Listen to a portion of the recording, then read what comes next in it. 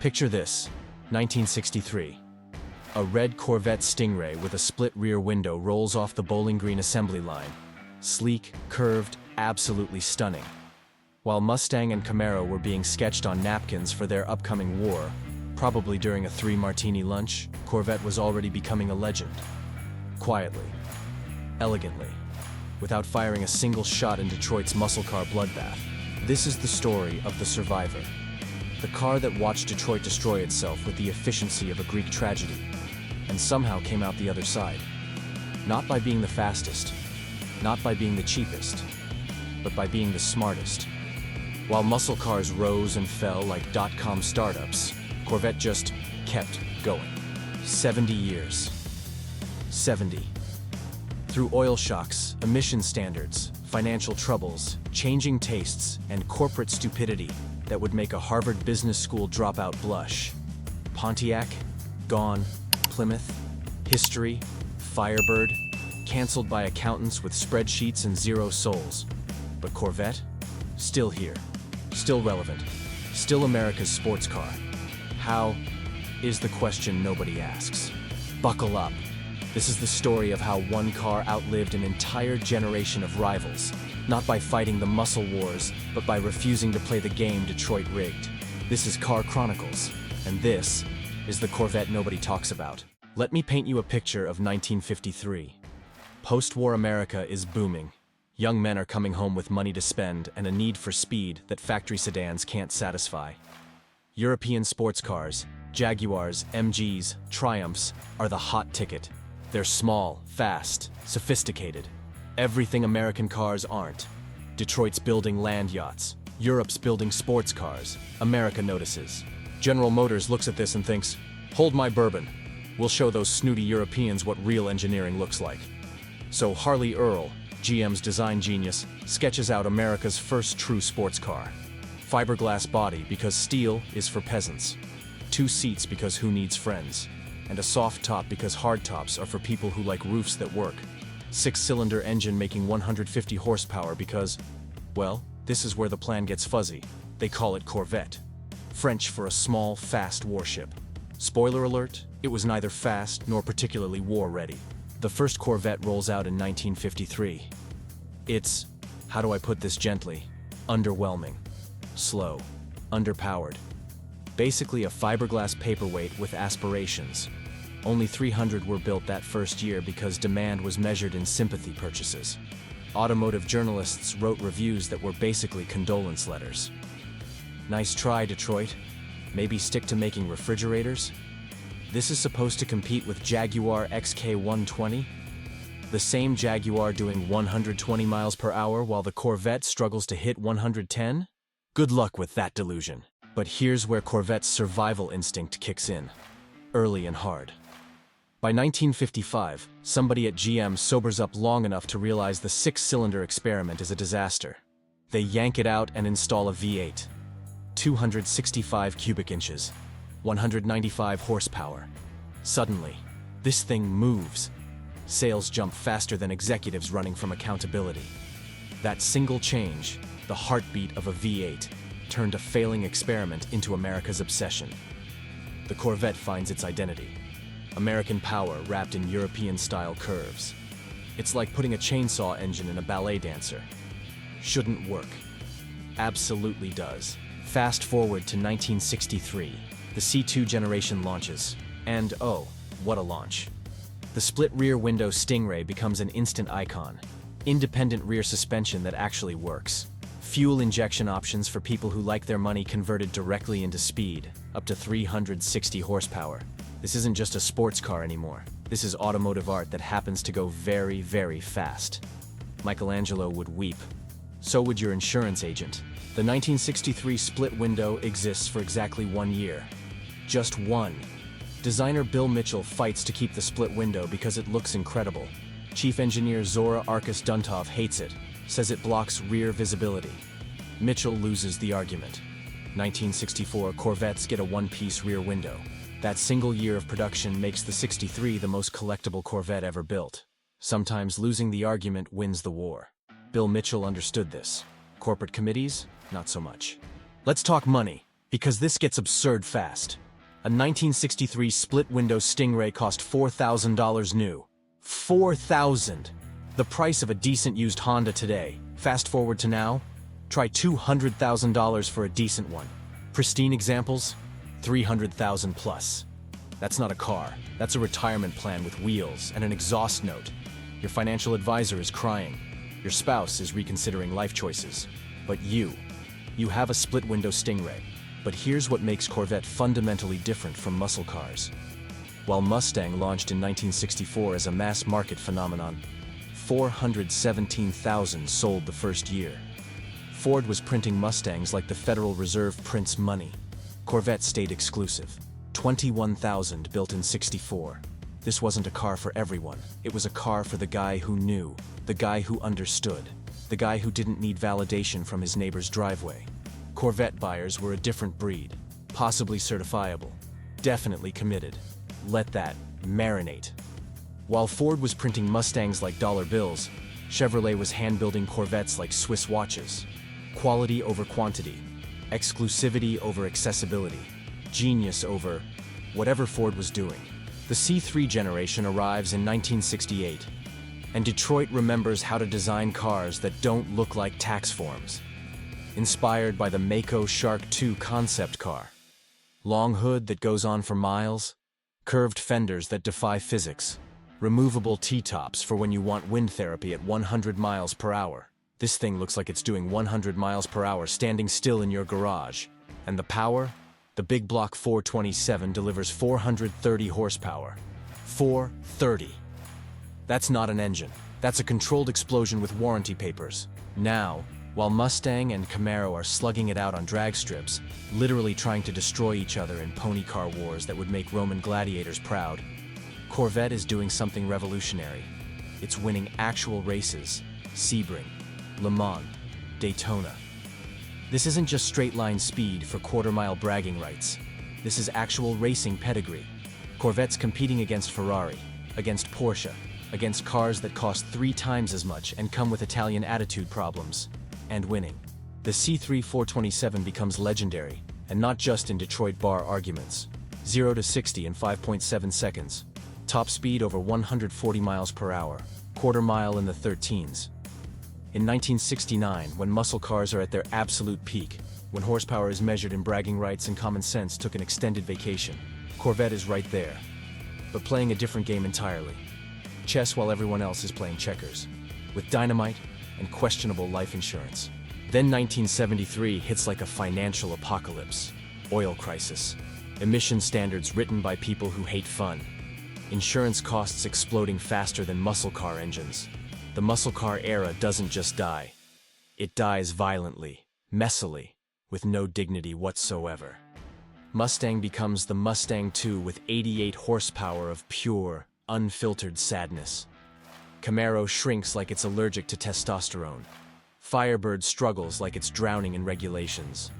In 1973, the Mustang II had 88 horsepower. 88. The Corvette? Almost double. 165 horses that felt apologetic, but at least existed. Yet only one kept its soul. Hint, it wasn't the Pinto-based embarrassment. And Corvette? Corvette adapts like a chameleon with a corporate survival manual. Power drops, sure.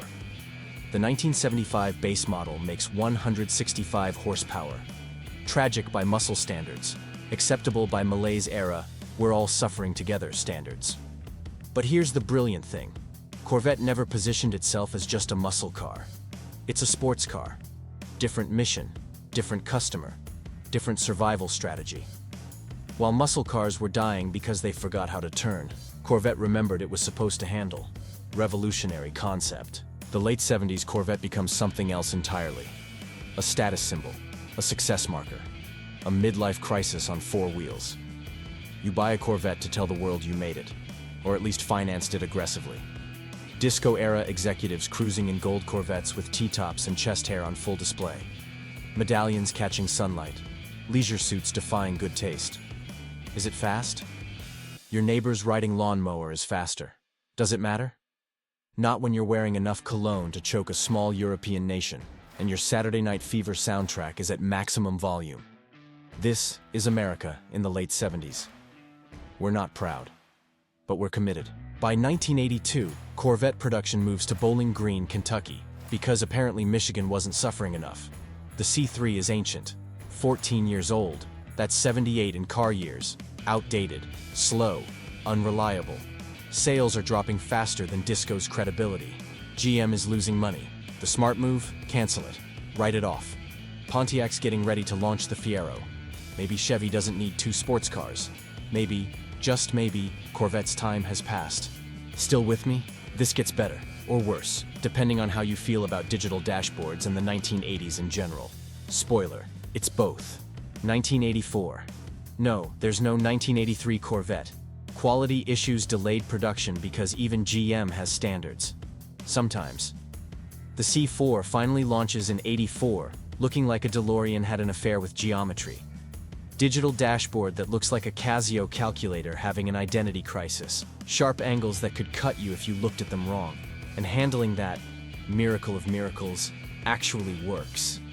Base engine makes 205 horsepower. Not impressive by any rational standard, but... And here's key. It's modern. The 80s were a strange time when modern meant angular and digital meant good. We were all on questionable substances. Don't judge. GM certainly didn't. The automotive press loses its collective mind. In a good way for once. Motor Trend names it Car of the Year. Road and Track praises the handling without laughing. Car and Driver stops making Corvette jokes long enough to admit this thing is actually good. This is the Corvette that saves the nameplate. Not by being the fastest. It absolutely isn't. Not by being the prettiest. Definitely, emphatically isn't. But by being relevant when relevance matters more than horsepower. Sometimes survival means adapting. Sometimes it means looking like a geometry teacher's fever dream. The C4 did both. Meanwhile, GM is making fascinating decisions. Fascinating being corporate speak for catastrophically stupid with confidence. They kill the Fiero in 1988 after it finally gets good. Cancel the Firebird in 2002 because accountants hate joy. End Pontiac entirely in 2010 because apparently destroying 70 years of heritage is cost-effective. But Corvette? Corvette gets generation after generation of investment.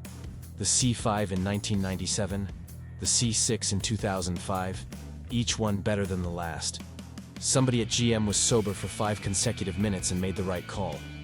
We should find that person and give them a medal. Or at least a drink. They've earned it.